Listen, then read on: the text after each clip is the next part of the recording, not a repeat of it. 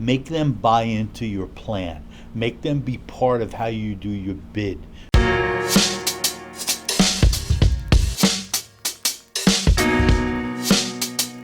Hey, Lou Mosca, Chief Operating Officer of American Management Services.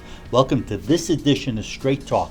And some folks talking to me recently about, if you're in a construction business, how to make sure you hold all your people accountable.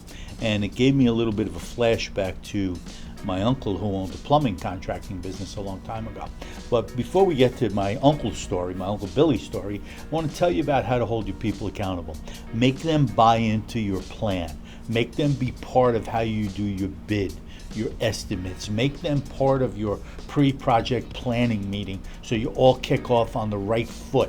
Make sure everybody's involved in how you want to get things done and the timeline you need to get them done under. And people will execute better if they feel like they're part of the development and part of the implementation. Okay, back to my Uncle Billy. So my Uncle Billy had this plumbing business. He was a plumbing contractor, and every morning his guys would go to the supply house and pick up more supplies and more supplies and more supplies.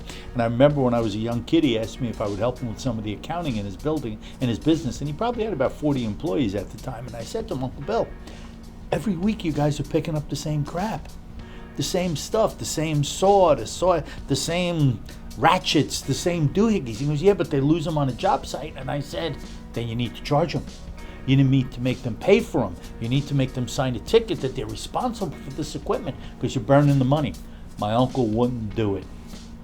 Years later, he went out of business. I'm not saying that's why he went out of business, but I'm saying that's probably part of the ingredients for why he went out of business. Holding your staff and yourself accountable across the board is what we call closed loop management. You should look into it, okay? Lou Mosca, Chief Operating Officer of American Management. Hope you have a great time. 4th of July is coming pretty soon. If you like what we talked about here today, just click the like button. And if you want more content like this, click subscribe. Ring the bell so you will get notified every time we upload a video. Thank you, Jonathan.